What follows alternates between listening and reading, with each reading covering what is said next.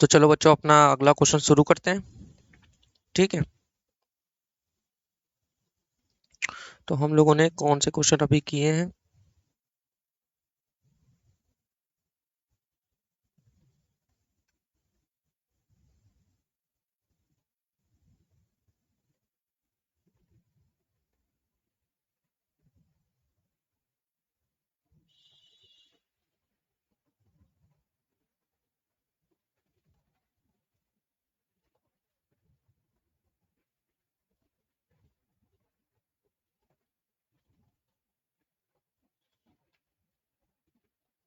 अच्छा, ये क्वेश्चन अभी हम लोग कर रहे थे।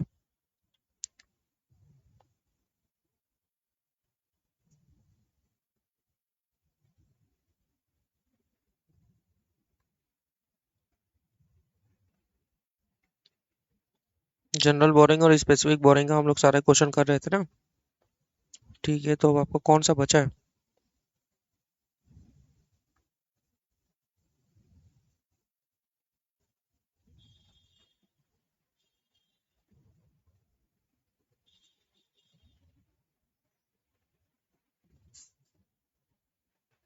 आपका ये क्वेश्चन बचा है। पांचवा क्वेश्चन वैसे आप ये कर सकते हैं, इतना कुछ इसमें टफ नहीं है, लेकिन फिर भी आपके लिए मैं ये करा दूंगा।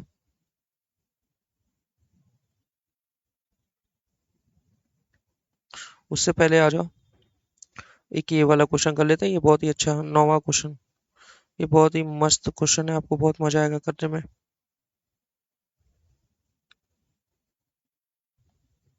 आ जाओ, बहुत सिंपल है। देखो क्या लिखा है। जो भी क्वेश्चन है आपके बच्चों, आपके स्टडी मैट के क्वेश्चन है, तो आपको बिल्कुल घबराने वाली जरूरत नहीं है। आपको as it is question study mat में मिल जाएंगे। ठीक है, तो देखो क्या लिखा है। सर सर लिखा है कि LT limited is in the process of construction of building. वो कोई बिल्डिंग बना रही है, उसी के प्रोसेस में है। The construction process the construction process is, मैं देख लूँ वीडियो शूट हो रही है ना यार। The construction process is expected to take about 18 months from 1st January 2001 to 30th June 2002। यानी 1 जनवरी से लेके 30 जून तक इसका 18 महीने लगेंगे। तो ये इस बात को दर्शा रहा है कि आपका क्वालिफाइंग एसेट्स है। The building meet the definition of a qualifying assets. ठीक है। LT limited incur the following expenditure for the construction. ठीक है। इसने क्या किया, 1 जनवरी को 5 करोड़ खर्च किए, 30 जून को इसने 20 करोड़ खर्च किए, 31 मार्च को इसने 20 करोड़ खर्च किए, 30 जून को इसने 5 करोड़ खर्च किए। आपकी बिल्डिंग कब बन रही है बच्चों?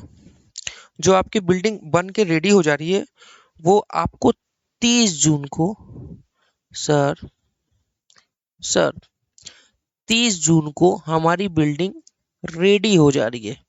तो उस दिन का किए गए खर्च पे तो आपका कोई भी कैपिटलाइजेशन नहीं होगा।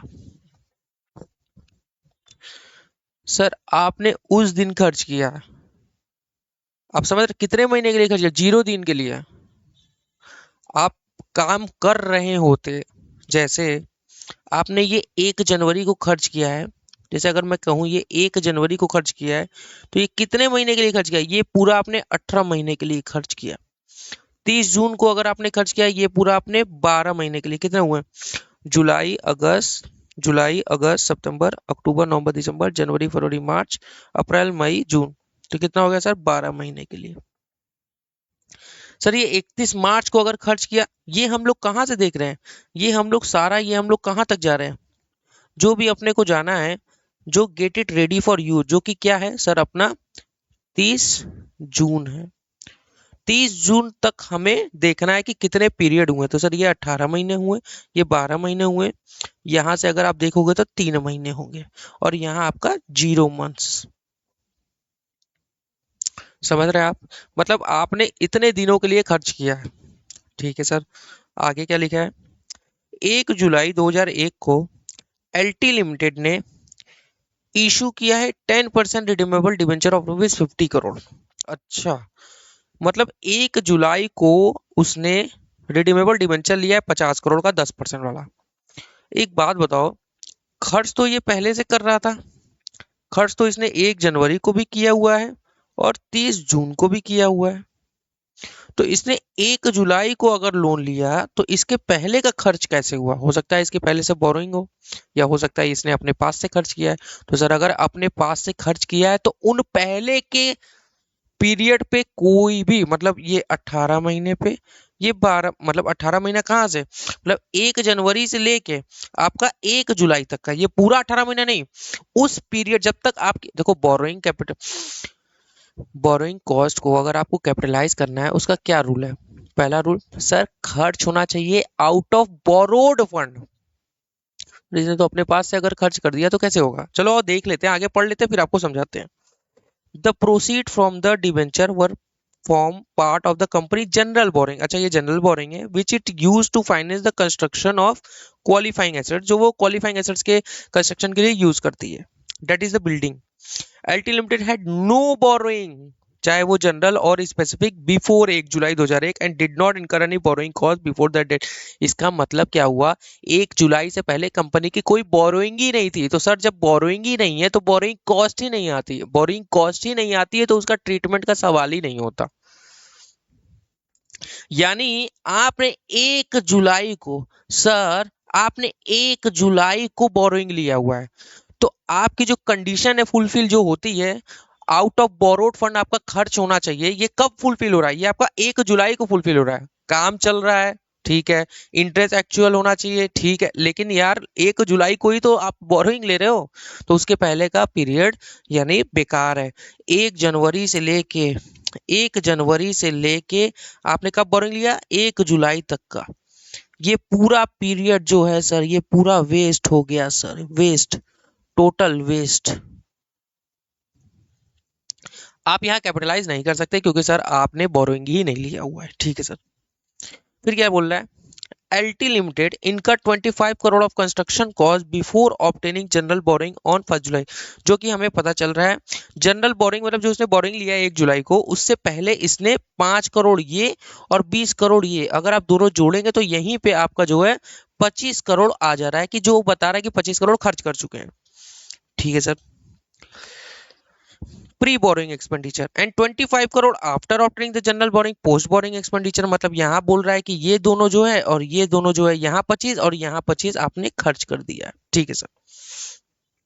बोल रहा है कि for each of the financial year ended on 31 March 2001, पहला, 2002 दूसरा, 2003 तीसरा, calculate the borrowing cost that LT limited is permitted to capitalise as a part of the building cost. बता रहा है, पूछ रहा है कि आप बताइए ये तीनों साल में 2001 में, 2002 में, 2003 में कितना कितना कॉस्ट कैपिटलाइज करेंगे? तो मेरे बच्चों, आप लोग को ये मालूम है अगर आपको कैपिटलाइज करना है, सर अगर आपको कैपिटलाइज करना है तो आपका 3 कंडीशन, पहला, expenditure should be out of borrowed fund होना चाहिए। दूसरा,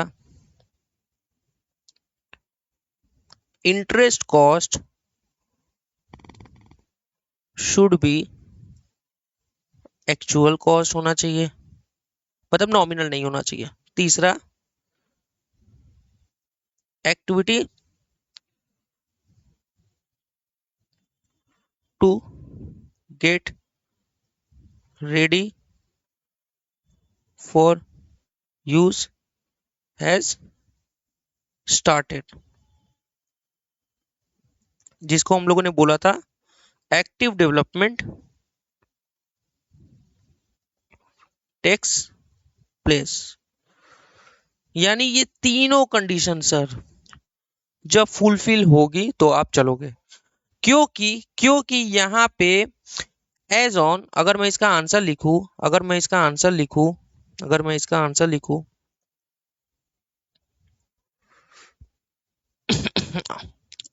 as on 31 March 2001, since company has no borrowing, for the year ended on 31st March 2001. Company के पास कोई बोरिंग है नहीं है, so company is not fulfilling the capitalization rule. So borrowing cost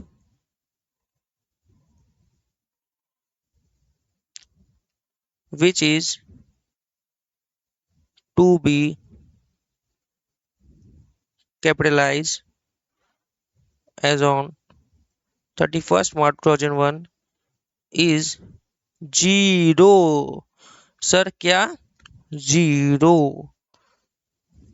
sir कोई भी कैपिटलाइज नहीं होगी।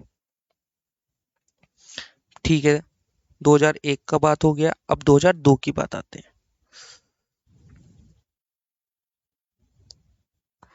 एज ऑन 31st March 2002 यहां पे कंपनी के पास बोरोइंग भी है। कितनी है? 50 करोड़। 50 करोड़ है ना, 10%, 50 करोड़। और ये क्या है? 10% प्रेफरेंस शेयर है। एक्सपेंडिचर भी है। कितना किया है?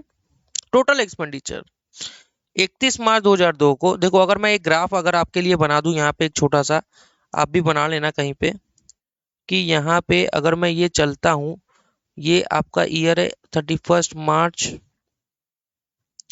2001, मतलब ये है 1 है, ठीक है, और ये है आपका 2 है, ये है आपका 3 है। सर आपका कैपिटलाइजेशन कहाँ पे कंप्लीट हो जा रहा है? इसने बोला 30 जून 2002 को। सर यहीं पे आपका कैपिटलाइजेशन जो जून है यहाँ पे कंप्लीट हो जा रहा है। तो सर यहाँ पे आपका 31 मार्च 2001 को आपने 1 जनवरी को खर्च किया है 5 करोड़, यहाँ पे आपने खर्च किया है 5 करोड़, ठीक है। तो लेकिन सर यहाँ पे आपकी एक्सपेंडिचर, और यहाँ मैं लिख लेता हूँ बोरोइंग। सर बोरोइंग जीरो है तो कैपिटलाइजेशन यहाँ पे नहीं होगा, तो नो कैपिटलाइजेशन, यहाँ पे कैपिटलाइजेशन नहीं होगा, ठीक है। यहाँ भी आपका सेम पोजीशन है 5, मतलब यही पोजीशन यहाँ पे है ना, कैपिटलाइजेशन नहीं होगा। अभी क्या हुआ? आपने 30 जून को यहाँ पे आपने 30 जून को क्या किया? 20 करोड़ रुपए और खर्च कर दिए, और यहीं पे आपने बोरोइंग भी ले लिया, मतलब 1 जुलाई को एक दिन का फर्क है। तो सर बोरोइंग कितना ले लिया? 50 करोड़। तो सर कैपिटलाइजेशन होगा तो जरूर, लेकिन कितने पे होगा? आपका 31 मार्च 2002 को आपने कितना और खर्च किया है? 20 करोड़ और खर्च कर दिया है। तो ये जो 20 करोड़ तो खर्च किया है, अगर मैं 2 को देखूं तो उस दिन तक तो वो 0 डेज के लिए काउंट होगा। अरे 31 मार्च को ही खर्च किया ना, तो उस साल के लिए तो वो उसका तो कोई रोल ही नहीं है। जो कैपिटलाइजेशन होगा वो तो केवल इसका और इसका होगा। 20 और 5 उस साल के लिए जो खर्च हुए हैं वो कितना हुए हैं? वो आपका जून से चल के आएगा, कहां तक जाएगा? मार्च तक जाएगा, 9 महीने के लिए। सर आप 20 को क्यों नहीं ले रहे हो? अरे 20 को मैं इसलिए नहीं लूंगा क्योंकि ये देखो क्वेश्चन में बोला है कि आपने इसको 31 मार्च को खर्च किया है बच्चों। 31 मार्च को अगर आप खर्च कर रहे हो तो वो अगले साल के लिए आएगा, और वो भी कब तक? वो भी आएगा आपका केवल और केवल 30 जून तक। 30 जून के बाद तो कोई कैपिटलाइजेशन ही नहीं होगा, क्योंकि यहाँ आपकी एसेट जो है रेडी हो जा रही है सर। तो कहने का मतलब क्या है? देखो मैं ये कहना चाह रहा हूं, और भी आपने कुछ खर्च किया ना, 5 करोड़ और खर्च किया है 30 जून को, ठीक है सर। सर यहाँ पे आपने 30 जून का है, यहाँ पे आपने 5 करोड़ रुपए और खर्च कर दिए। सर 5 करोड़ और खर्च कर दिए, और बोरोइंग भी यहाँ पे 50 करोड़ ही है, ठीक है, कोई दिक्कत नहीं है। अब 31 मार्च को बोरोइंग तो आ गई कंपनी के पास, और ये बोरोइंग आपने कब लिया है? 1 जुलाई को लिया है। 1 जुलाई को, याद रखना ये बात, ये बहुत जरूरी है, क्योंकि बोरिंग कॉस्ट कैपिटलाइज हो, पीएल में जाए जो, लेकिन होगी तो 9 ही महीने के लिए ना सर। एक्सपेंडिचर भी आपने किया है, एक्सपेंडिचर आपने कितना किया है? 20 प्लस 5 25। सर दोनों को आप क्यों जोड़ रहे हैं? ये तो पिछले साल खर्च हुआ है। अरे खर्च तो हुआ है ना।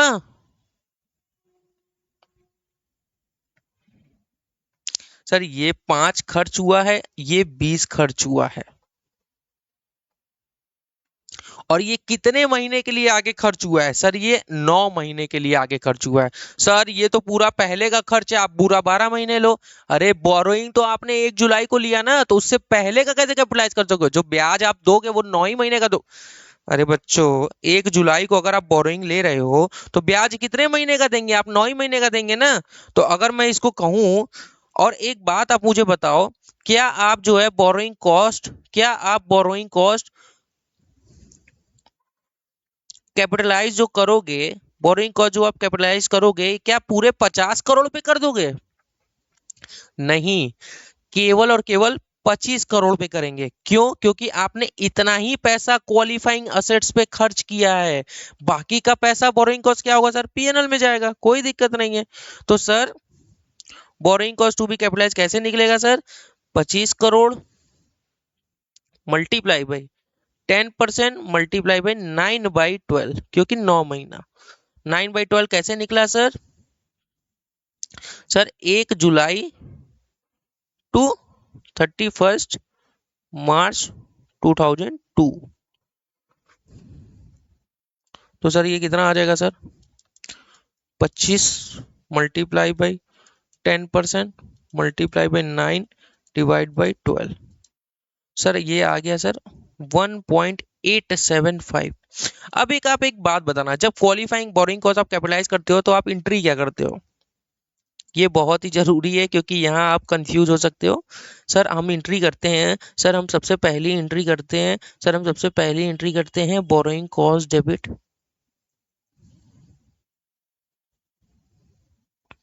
1.875 टू बोरोइंग। सर ये पहली एंट्री होती है, क्योंकि हमें लोन की अमाउंट को उतने से बढ़ाना रहता है। सर अब इस लेजर को हमें बंद भी करना होगा, तो सर हम या तो इसको अगर कैपिटलाइज कर रहे हैं तो qualifying assets debit to borrowing कर देंगे, टू बोरोइंग कॉस्ट। ये लेजर डेबिट हुआ, यहाँ क्रेडिट हुआ, तो ये बंद हो गया, तो 1.875। अब एक बात बताना, आपने आप अगर कोई असेट्स क्वालिफाइंग एसेट्स पे खर्च करते हो तो आप एंट्री क्या करते हो? Qualifying assets debit to bank करते हो ना। 100 मान लो एज एग्जांपल। तो असेट्स की वैल्यू इससे भी बढ़ रही है, असेट्स की वैल्यू इससे भी बढ़ रही है। तो कहने का मतलब ये है मेरा, कहने का मतलब ये है मेरा, कहाँ मैं लिखवाऊं, कहाँ मैं लिखवाऊं, यहाँ मैं लिखवाता हूं कि अब अगर मैं सर, अब अगर मैं एज ऑन 31 मार्च 2003 की बात कर रहा हूं, तो सर बोरोइंग तो अपना सेम है sir. 10% preference share, redeemable preference share of ₹50, 50 crore. Expenditure कितना है सर? अगर मुझे एक्सपेंडिचर जानना है तो एक्सपेंडिचर मैं कितने महीने के लिए लूंगा? सर एक्सपेंडिचर कौन कौन से? सर आपने एक्सपेंडिचर किया है 1 जून को किया है, 1 जून को आपने किया है 5 करोड़, ये 2001 में किया है। ठीक है, 1 जून 2001 को किया है। और फिर आपने किया है सर 30 जून को किया है, 30 जून ये भी 2000 कितने कब किया है? 2001 में किया है। कितना सर? 20 करोड़। फिर आपने 31 मार्च को किया है सर, ठीक है, 2002 में। फिर आपने 30 जून 2002 में किया है सर, 30 जून 2002 में। सर यहाँ भी आपने 20 किया, यहाँ भी आपने 5 किया। हम लोग 3 में आ गए हैं। तो अब आप ये बताओ कि ये पूरा पैसा, मतलब अभी हम लोग कब देख रहे हैं? अभी हम लोग देख रहे हैं 31 मार्च 2003 को। ये पूरा पैसा 5 करोड़, 20 करोड़ और ये 20 करोड़, ये तो 2000, मतलब ये पूरा तो खर्च हो चुका था। ये तो खर्च हो चुका था ना, कब तक? ये दो, मतलब जब दूसरा साल का अंत था वो तब तक खर्च हो गया था, अपने को तीसरे साल के अंत में, मतलब ये 45 करोड़, ये 45 करोड़, ये तीनों पैसा, ये तो पूरा 12 महीने के लिए मैं मान सकता हूँ कि सर ये पूरे 12 महीने के लिए खर्च हुआ है। लेकिन ये जो 5 करोड़ है हमारा, यदि ये जो 5 करोड़ है, इसका तो कोई भी ट्रीटमेंट इस पे तो कैपिटलाइज नहीं होगा, क्योंकि सर इसी दिन तो असेट्स रेडी टू यूज हो गई और उसी दिन आपने खर्च किया है, तो इसका कोई भी रिलेवेंस, ये आगे कितने महीने के लिए जाएगी? ये आपके 0 महीने के लिए जाएगी, ये आपके 0/0 महीने के लिए। तो सर 45 करोड़ पे तो आपका 12 महीने तक जाएगा। आप ये बताओ। नहीं, 45 करोड़ का आपका 12 महीने के लिए नहीं जाएगा, क्योंकि अब आपको 31 मार्च 2002 से कहां तक जाना है? मतलब आपको 31 मार्च 2002 से 31 मार्च 2002 से आपको, सॉरी 2 से मैंने बोला क्या? हाँ, 31 मार्च 2002 से आपको कहाँ जाना है? केवल 30 जून तक ही जाना है, क्योंकि 30 जून को असेट्स आपकी रेडी हो गई। यानी अप्रैल मई जून केवल 3 महीने के लिए। मतलब आप 45 करोड़ का आप ब्याज तो कैपिटलाइज करोगे कितना? 45 crore multiply by 10% multiply by 3/12 करोगे। सर 3 महीने के लिए क्यों होगा? सर 3 महीने के लिए इसलिए होगा क्योंकि since assets became ready for use as on 30th June 2002। अगर 30 जून को ही रेडी हो गई तो केवल 3 महीने का ही कैपिटलाइज करोगे सर, बाकी का पैसा पीएनएल में डालोगे, कोई दिक्कत नहीं है। तो सर ये 5 करोड़ आपने ले लिया, ठीक है, 20 करोड़ आपने ले लिया, ठीक है, 20 करोड़ ये भी ले लिया आपने, ठीक है, ये पूरा आ गया आपका 45। कैसे आया सर? इन सबको जोड़ के।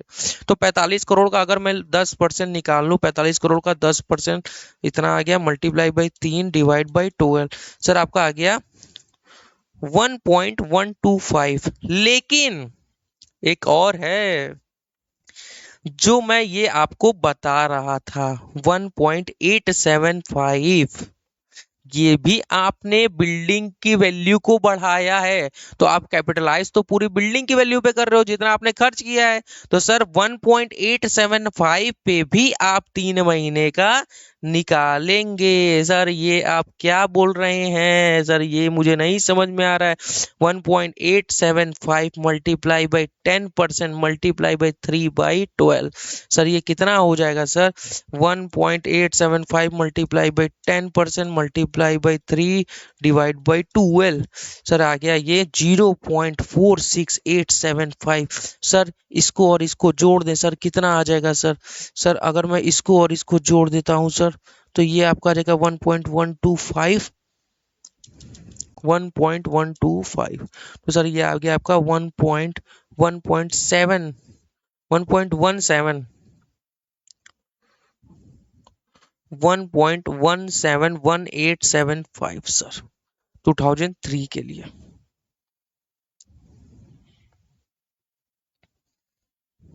कहाँ गया?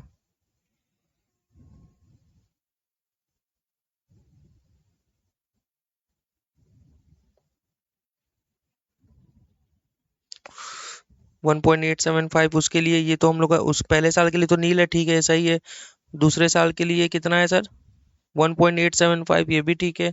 तीसरे साल के लिए कितने पे कर रहा है सर? ये 45 करोड़ पे किया और ये इस पे किया, तो अपना 0.47 ले लिया इसने, ठीक है, अपना ये भी सही है। तो 1.172, मतलब यही आपने निकाला 1.172, हम लोग इतना ना 1.17, ये राउंड ऑफ में है, तो अपना ठीक है। सर आपने सब चीजें तो ठीक की, ये चीज ना बड़ी खराब कर दी सर। ये जो आपने कर दिया ना सर, ये आपने जो कर दिया, ये बहुत ही खराब कर दिया सर।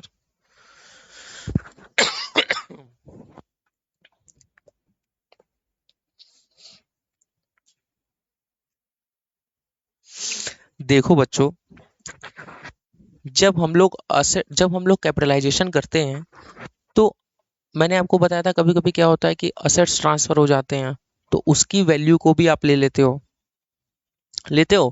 तो यहाँ पे तो आप उस वैल्यू को कैसे लेते हो? उस वैल्यू को कैपिटलाइज ही करते हो ना। तो यहाँ पे ये इंटरेस्ट कॉस्ट भी तो कैपिटलाइज हो रहा है, उसकी बिल्डिंग की कॉस्ट में। और आप पकड़ते क्या हो, आप पकड़ते हो बिल्डिंग की वैल्यू कि सर बिल्डिंग की वैल्यू कैसे कैसे एक्सीड कर रही है। तो बस 1.875 भी बिल्डिंग की वैल्यू में जुड़ी तो उस पे भी तो कैपिटलाइजेशन बनता है ना, आप वो भी तो एक तरीके से खर्च ही हुआ ना, आप बिल्डिंग की वैल्यू में जोड़। It's not just actual cost कि आपने ये खर्च किया है, मतलब ये इनडायरेक्टली तरीके से बिल्डिंग की वैल्यू को बढ़ाया। और बिल्डिंग की वैल्यू को बढ़ाया है तो बिल्डिंग की वैल्यू बढ़ रही है। टोटल अगर मैं जानना चाहूँ बिल्डिंग की वैल्यू क्या होती है, अगर 31 मार्च, अगर जानना चाहूँ कि जैसे एज एग्जांपल मैं बताऊँ कि अगर बिल्डिंग की वैल्यू मुझे जाननी है कि सर आपकी जो बिल्डिंग है क्वालिफाइंग एसेट्स है उसकी वैल्यू आप बताइए 2001 में कितनी हुई, 2002 में कितनी हुई, 2003 में कितनी हुई। सर 2001 में तो हमारी वैल्यू कितनी थी, कितना खर्च किया था इसने बिल्डिंग के, 5 20 20 5 ऐसे खर्च किया है। तो बिल्डिंग की वैल्यू यहाँ पे 5 ही पहुंची। यहाँ पे कितनी पहुंची सर, यहाँ पे 20 + 5 हो गई। ये 5 ये आ गया, 5 + 20। और कोई खर्च किया था क्या इसने, और एक लास्ट में भी खर्च किया था इसने 20, 31 मार्च 2002 को ही खर्च किया था इसने। हाँ तो 31 मार्च 1 को तो 5 ही वैल्यू हो गई। फिर इसने खर्च किया है 30 जून को। तो सर 30 जून को अगर इसने खर्च किया है, 30 जून को इसने ये खर्च किया था ना 20 करोड़ रुपए, ये 20 करोड़ रुपए खर्च किया है इसने। और फिर 31 मार्च को इसने खर्च किया 20 करोड़, तो 31 मार्च 2002 को पूरी वैल्यू हमारी कितनी आ गई, 45 करोड़। ठीक है, +20। तो सर ये 45 करोड़ तो हुई, 45 में आप ये 1.875 ये बिल्डिंग की वैल्यू को बढ़ाए हो ना आपने, ये क्या किया क्वालिफाइंग एसेट्स डेबिट किया है ना, तो ये भी तो इसमें जाएगा ना 1.875। तो बिल्डिंग की वैल्यू कितना आ गई, 46.875 हो गई। तो बिल्डिंग की वैल्यू को अपन लोग तो इतना ही पकड़ेंगे ना। अगर आपको सीधा इसी पे कैपिटलाइज करना है आप इसी पे कैपिटलाइज कर दो, 46.875 मल्टीप्लाई बाई 10% मल्टीप्लाई बाई 3/12 कर दो। इसी पे ले लो आप sir, 46.875 multiply by 10% multiply by 3 divide by 12 कर दो सर। आपका देखो तब भी उतना ही आ रहा है, 1.171875। देखो आपका ऊपर कितना आ रहा था, 1.171875। आप समझ रहे हो मैं क्या बता रहा हूँ। चलो, और सर 3 में अगर मैं निकालूंगा, अगर मैं 3 की बात करूं कि 2002 की अगर ये वैल्यू है तो सर 2003 की वैल्यू क्या होगी। तो 2003 की जो वैल्यू होगी वो, अब आप 46.875 तो अभी तक की है, 46.875 अभी तक की है। सर इसमें आप 1.171875 भी जोड़ दोगे, बिल्कुल जोड़ूंगा सर। 171875, 46.875 इसमें ये जोड़ दूंगा। तो सर ये आपका हो गया 48.046875। फिर इसमें जो इसने और खर्च किया ना उस दिन, कहाँ गया,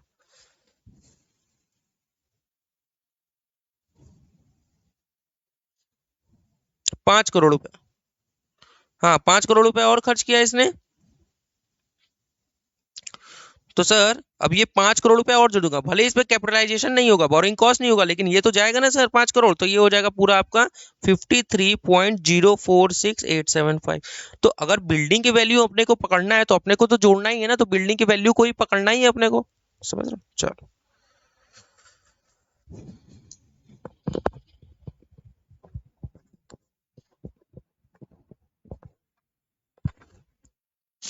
चलो आप इसको नोट कर लो।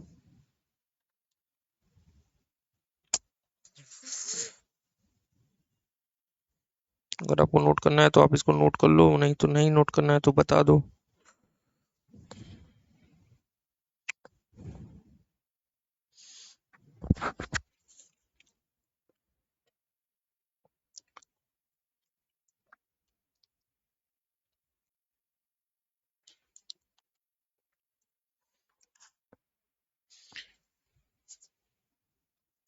चलो ये आपने नोट कर लिया होगा, ये नोट कर लो, होल्ड कर लो और नोट कर लो, पॉज कर लो।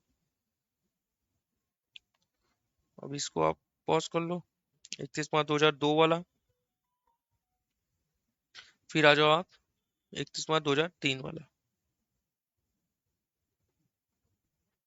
ये भी आप पॉज करके नोट कर लो। फिर आप ये नोट कर लो। चलो अब आ जाओ अपना नेक्स्ट क्वेश्चन करते हैं।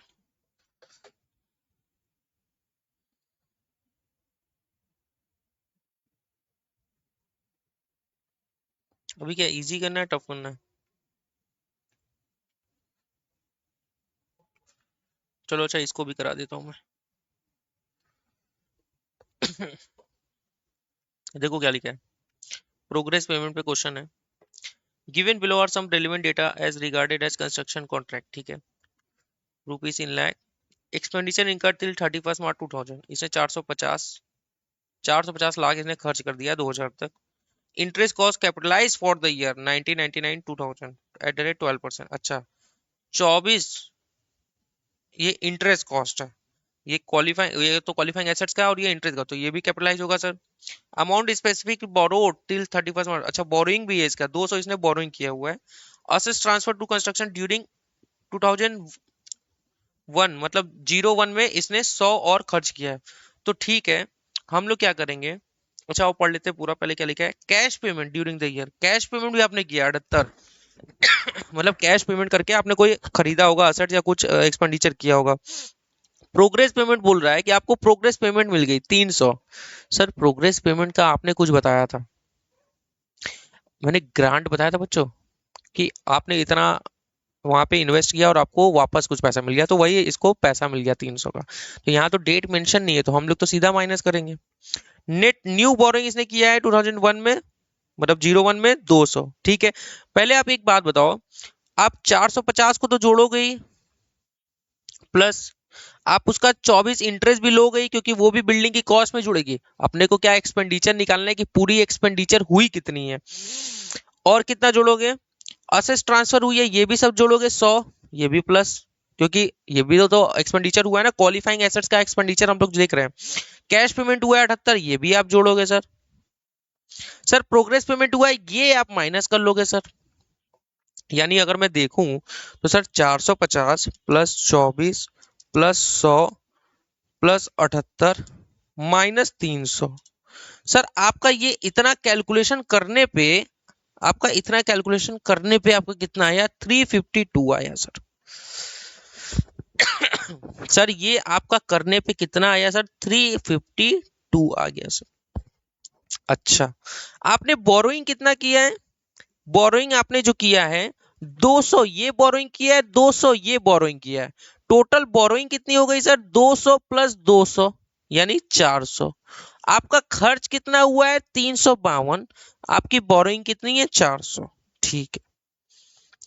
Company intends to capitalise total borrowing cost of ₹48 lakh, मतलब ये कैसे आया, अच्छा ये 400 का 12% निकाल रहा है तो इसको 48 लाख आ रहा है, और ये बोल रहा है कि क्या हम पूरा कैपिटलाइज कर सकते हैं, is it possible to do as per Ind AS 23। तो क्या ये सर कैपिटलाइज हो सकता है। आप एक बात बताओ, आपका जितना बोरोइंग है उससे कम एक्सपेंडिचर है, तो आप क्या पूरा बोरोइंग कॉस्ट कैपिटलाइज कर सकते हो, नहीं सर। आप कितने पे केवल कैपिटलाइज करोगे, आप केवल कैपिटलाइज करोगे 352 पे, 352 मल्टीप्लाई बाई 12%। सर कितना आएगा सर, सर ये आएगा सर 42.24। सर बाकी का क्या होगा सर, सर बाकी का आपका पीएनएल में जाएगा, पीएनएल में कितना जाएगा, -48। तो ये आपका आ जाएगा 5.76, आपका पीएनएल में कैपिटलाइज होगा 42.24।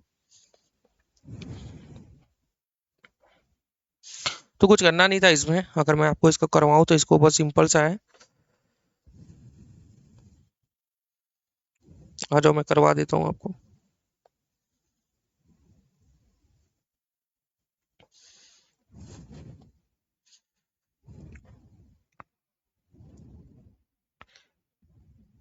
कैलकुलेशन ऑफ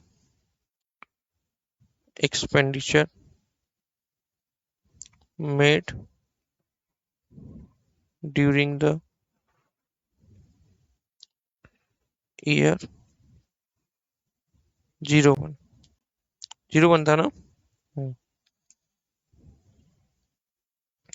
सर अगर मैं इसमें ओपनिंग बैलेंस ले लूं, opening balance of qualifying assets, तो सर ये 450 प्लस 24, तो सर ये हो जाएगा आपका 474।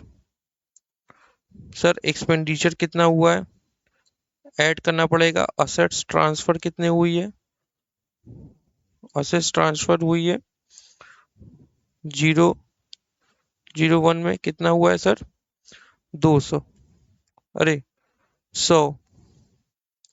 सर आपने कैश पेमेंट कितना किया है 0001 में सर? 78। सर आपको प्रोग्रेस कितना कर दिया सर? प्रोग्रेस पेमेंट कितना है सर आपका? 300। तो सर ये कितना हो गया? 352। तो सर कैपिटलाइजेशन रेट कितना है सर? रेट कितना है सर? सर आपका capitalise 12%। Borrowing cost to be capitalise कितना होगा sir? 352 multiply by 12%। Sir 42.24। Borrowing cost to be charge to P and L कितना है sir? Sir total borrowing cost कितनी है? 48 माइनस 42.24। सर कितना आ गया सर ये? 5.76। नोट लिख लो सर। सिंस एक्सपेंडिचर नहीं, since net expenditure on qualifying assets is less than total borrowing, so company cannot capitalize total borrowing cost of rupees 48 lakh। पूरा नहीं कर सकती। ठीक है, लिख लो।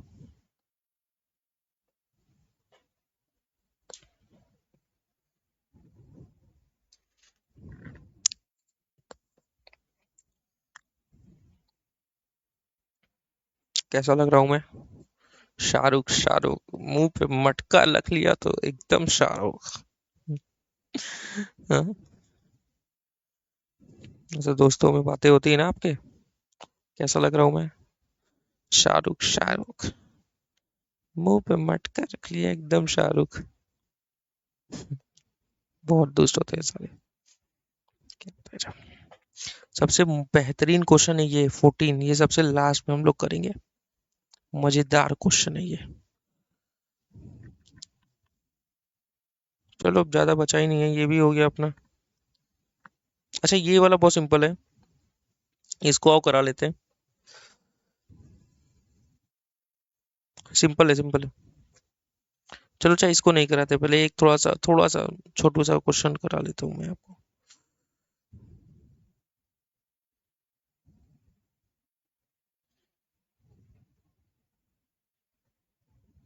ये वाला क्वेश्चन करा लेता हूँ।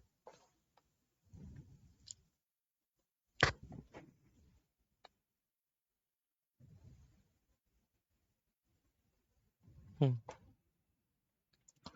आ जाओ आ जाओ बच्चों। स्पेसिफिक एंड जनरल बोरिंग का क्वेश्चन है। 1 अप्रैल 2001 को एंटिटी ए है कोई, contracted for the construction of a building for ₹22 lakh. 22 lakh रुपए का कॉन्ट्रैक्ट इसने किसी को दे दिया है।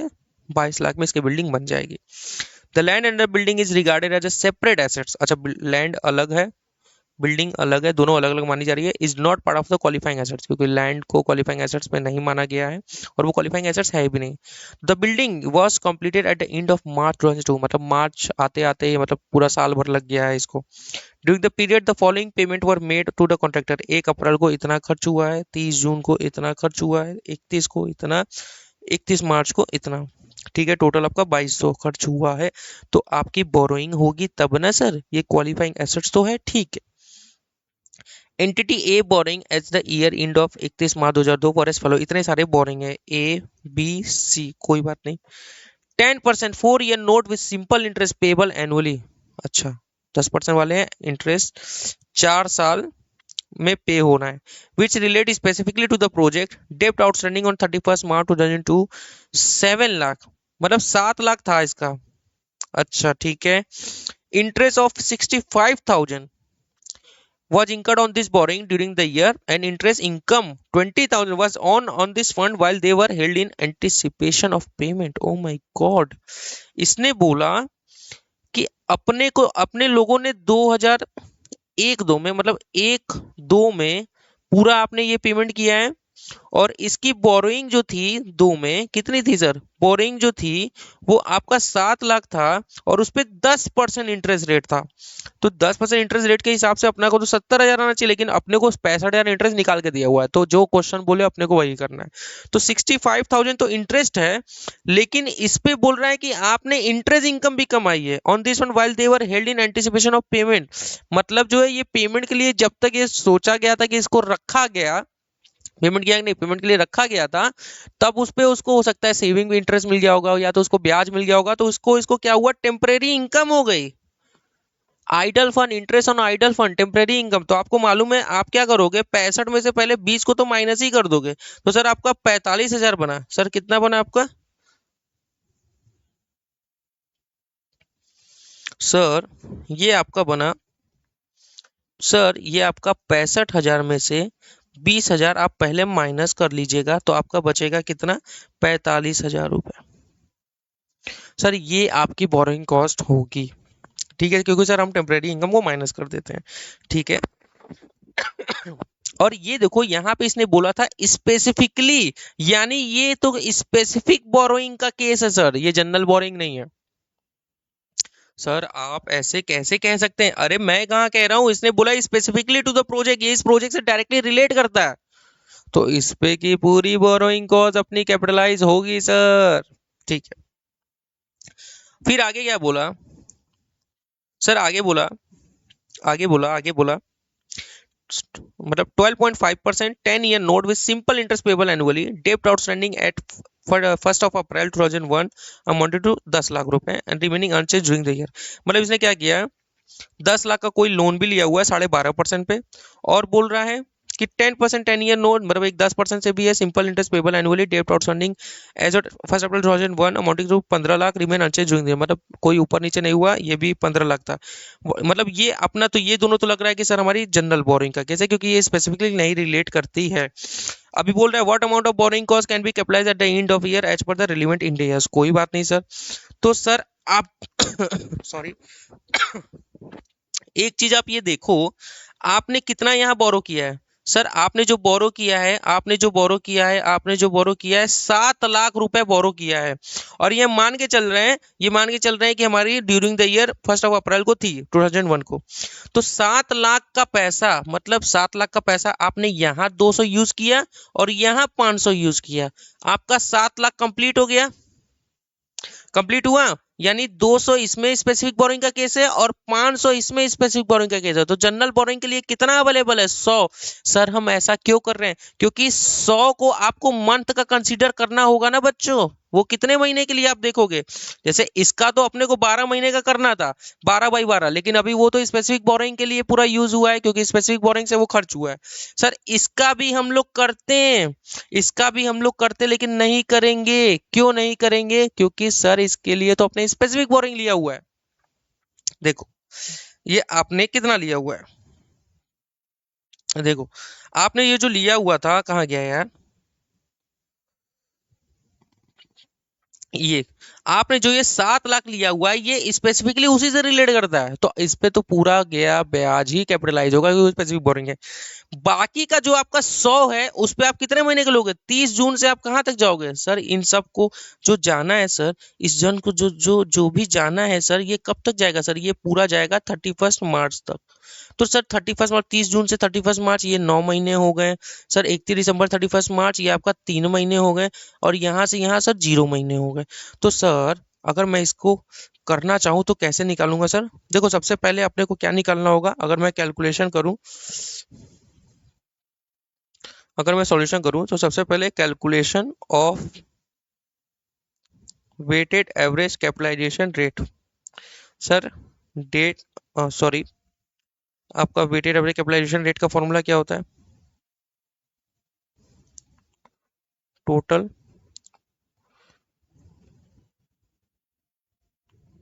Borrowing cost divide by total expenditure on qualifying assets or total borrowing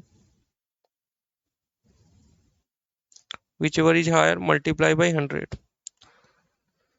sir यहाँ एक्सपेंडिचर हुआ है 22 लाख और आपने लोन कितना लिया हुआ है 10 लाख और ये 15 लाख, दोनों में से जो हायर तो 15 ही लाख लेंगे सर। 10 लाख पे 10, 10 लाख पे 12.5 है और 15 पे 10 है। आ जाओ। 10 लाख पे सर 12.5% है प्लस 15 लाख पे 10% है। सही में जा रहा हूं मैं? Divide by 10 lakh plus 15 lakh multiply by 100। Sir ये अगर मैं इसको लिख रहा हूँ कि इसको अगर नोट डाल दूं, ये क्यों मैंने लिखा हुआ है, तो ये नोट लिख लो बच्चों आप।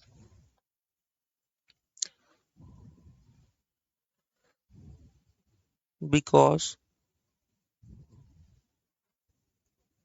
Borrowing of rupees 15 lakhs 25 lakh 25 lakh is greater than कितना 22 lakh expenditure on qualifying assets. तो सर ये आपने लिख लिया, अभी इसका कैलकुलेशन भी आ जाओ, फिर मैं करता हूँ सर। 10 लाख का 12.5% तो ये आपका आ जाएगा 1,12,500 और 1,25,000 होगा ना। 1,25,000 और 15 लाख का 10% तो ये आपका 1.5 लाख हो जाएगा सर, और ये आपका 25 लाख हो जाएगा सर मल्टीप्लाई बाई 100। तो सर 1,50,000 इसको जोड़ दूं सर, डिवाइड बाई 25 लाख कर दूं सर, मल्टीप्लाई बाई 100। तो सर ये आपका आ गया 11% सीधा। ठीक है सर, ये आपका वेटेड एवरेज कैपिटलाइजेशन रेट हो गया। अभी क्या है? Calculation of borrowing cost to be capitalised. सबसे पहले डेट, फिर आपको क्या एक्सपेंडिचर, फिर आपको क्या पीरियड, फिर आपको weighted average expenditure. Sir date कब कब खर्च किया है इसने? अप्रैल जून दिसंबर मार्च। इसने खर्च किया है 1 अप्रैल को, 1 जून को, नहीं नहीं 1 अप्रैल को, फिर 30 जून को, 30 जून को, फिर 31 दिसंबर को, फिर 31 मार्च को। कितना कितना किया है सर? 200, 600, 1200, 200, टोटल 2200। ये कितने महीने के लिए किया हुआ है? 12 महीने के लिए। ये कितने महीने के लिए? 9 महीने के लिए। ये कितने महीने के लिए? 3 महीने के लिए। और ये 0 महीने के लिए। ठीक है सर। सर इसका तो कुछ नहीं होगा सर। क्यों? इसका मैं भी बता देता हूँ। इसमें जो आपका कवर होगा केवल 100 कवर होगा सर। सर इसको जो आपको कवर करना है केवल 100 कवर करना है सर, मल्टीप्लाई बाई 9/12। कितना हो गया सर? सर 75 हो गया सर। इसको सर 1200, इन सबको डिवाइड बाई 12 कर लो। 1200 भागे 4, 300 हो गया सर। सर इसका जीरो। सर ये हो गया 375। Sir weighted average capitalisation rate कितना है सर? सर आपका वो है 11% है सर। तो सर बोरोइंग कॉस्ट कितना होगा to be capitalised? Sir 375 multiply by 11%। कितना हो गया सर? सर ये हो गया आपका 41.25। अभी आप इसका जो स्टार मार्क आपने बनाया है ये लिख लो, इसका और इसका।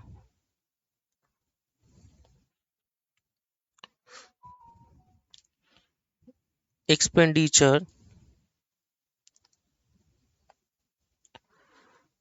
Made on 1 April of rupees 2 lakh and as on 30th June of rupees 500 lakhs were used from specific borrowing.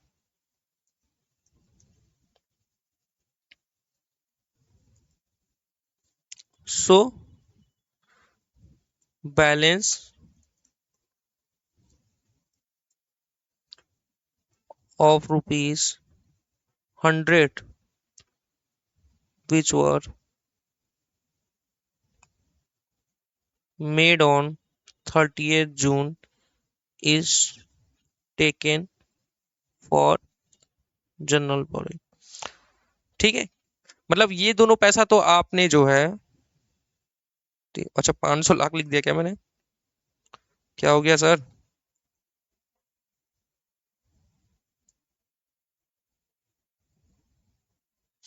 ये 5 लाख, 5 लाख था ना सर?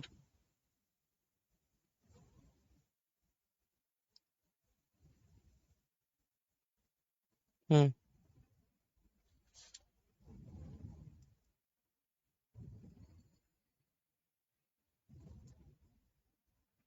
ठीक है, तो सर हमारा टोटल बोरोइंग कॉस्ट कितना हो गया सर? कितना पूरा कैपिटलाइज अगर मैं देखूं तो कितना कैपिटलाइज हो रहा है सर? अगर मुझे देखना है कि कितना कैपिटलाइज हो रहा है तो मैं देखूं क्या? आ जाओ। बहुत लैग क्यों कर रहा है आज, पता नहीं क्यों। ठीक है, टोटल बोरोइंग कॉस्ट कैपिटलाइज कितना होगा सर? स्पेसिफिक बोरोइंग से कितना हुआ है सर? 65,000 में से माइनस कर लिया हम लोगों ने 20,000, क्योंकि वो टेम्परेरी इनकम का है, तो ये 45,000 हो गया सर। सर जनरल बोरिंग से कितना आया है सर? जनरल बोरिंग से आपका आया है 41.25। तो ये आपका हो गया 41.25 मल्टीप्लाई बाई 1 लाख। कितना था यार वो ऑलरेडी? अच्छा वो थाउजेंड में था क्या? 41,250। कुछ गड़बड़ किया क्या मैंने? नहीं, सही तो किया ना? ये तो इन थाउजेंड्स में है ना? तो 41,250 ये जोड़ लो आप, तो आपका आ गया 86,250। ठीक है सर। सर ये थाउजेंड्स में है ना, ये इन थाउजेंड्स में है, क्योंकि सारे फिगर हम लोग थाउजेंड में लिए हुए हैं। ये 20,000 ये जो है आपका, ये जो है आपका टेम्परेरी इनकम है।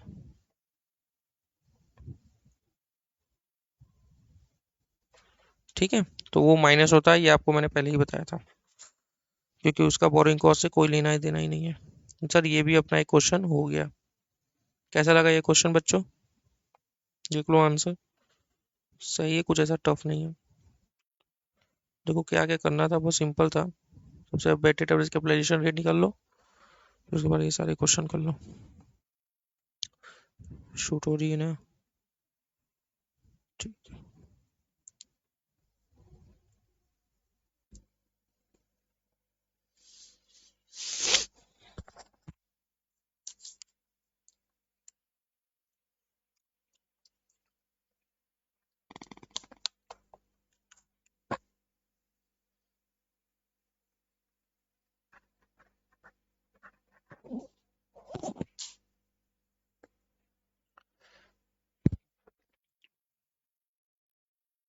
चलो ये हो गया, अब ये भी लिख लो।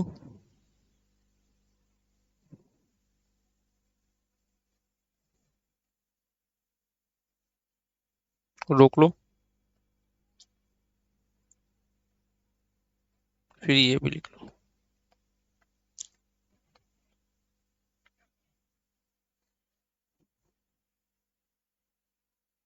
देखो यहाँ भी मैंने वही लिख दिया है यार, 100, ये 1 लाख।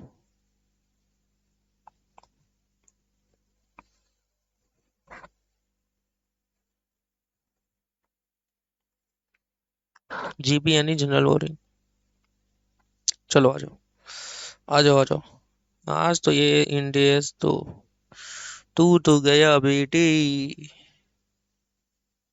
ये सब हो गया ना।